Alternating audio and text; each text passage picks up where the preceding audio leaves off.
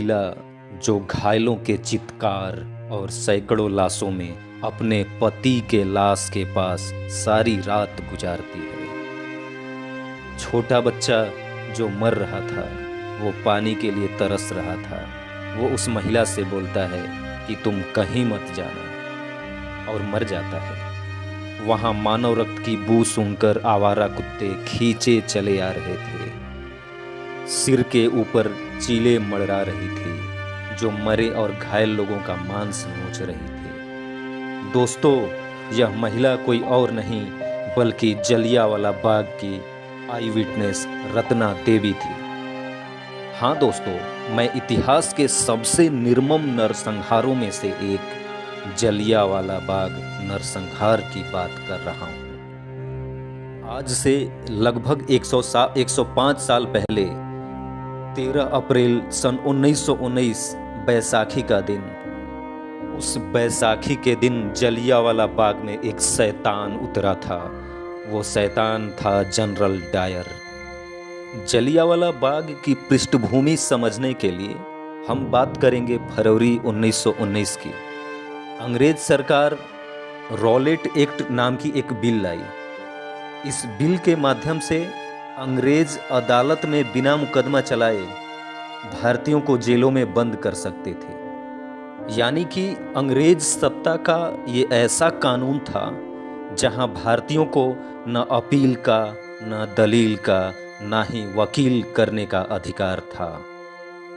जिसे चाहें उठाकर काल कोठरी में डाल सकती थी अंग्रेज सरकार। अंग्रेज सरकार की दमनकारी नीतियों से आक्रोशित भारतीय जनमानस के लिए रॉलेट एक्ट ने आग में घी डालने का काम किया। ऐसे में इस काले कानून के खिलाफ लोगों को एकजुट तो होना ही था।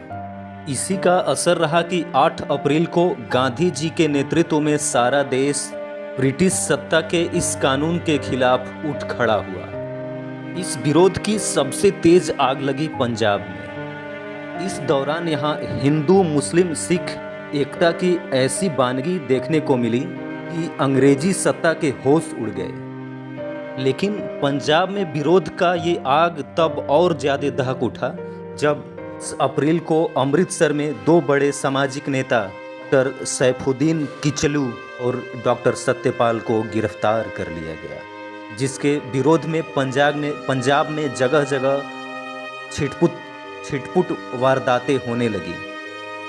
इसे देखते हुए अंग्रेज अफसर सर माइकल ओ डायर ने 11 अप्रैल को लाहौर और अमृतसर में मार्शल लॉ लागू कर दिया।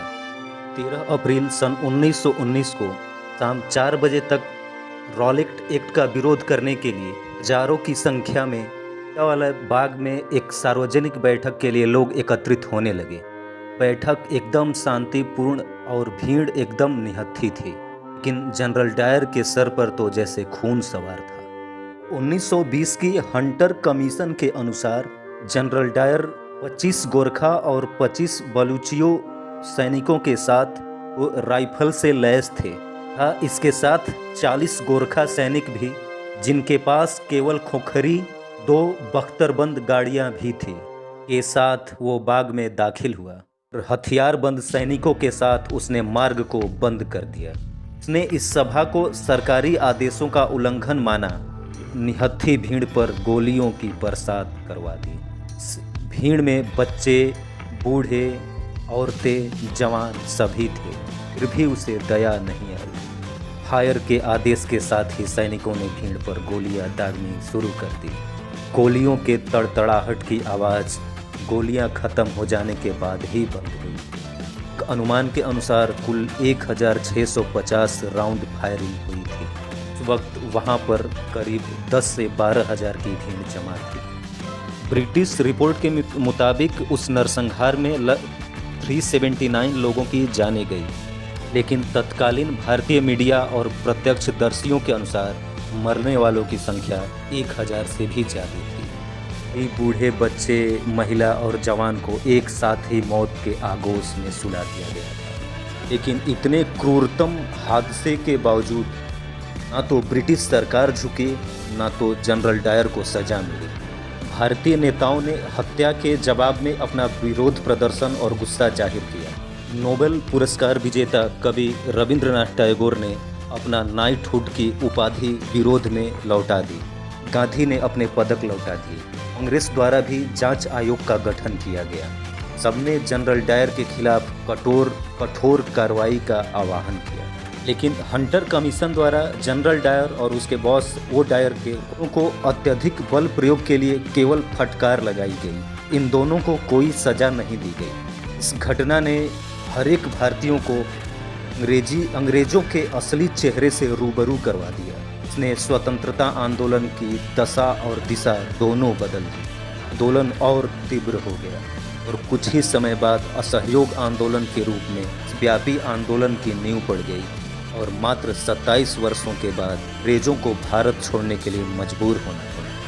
1919 के जलियांवाला बाग के चश्मदीदों में से एक उधम सिंह, जो एक बच्चा था उस बच्चे ने जलियांवाला बाग की मिट्टी उठाकर प्रतिज्ञा की कि जलियांवाले बाग के गुनहगारों को नहीं छोड़ेंगे। जलियांवाला बाग हत्याकांड के 8 साल बाद 24 जुलाई सन 1927 को जनरल डायर की ब्रेन हेमरेज से मौत हो गई। जनरल डायर के मौत से उधम सिंह को बहुत दुख हुआ। फिर उन्होंने तय किया कि जनरल डायर का बॉस और पंजाब का गवर्नर था, इसके आदेशों के आड़ में ये नरसंहार का नग्न तांडव किया गया था, को सजा देने की ठानी। इस कड़ी में वो इंग्लैंड पहुंच गए। इंग्लैंड पहुंचे और मौके का इंतजार करते रहे और वो समय आया 13 मार्च सन 1940।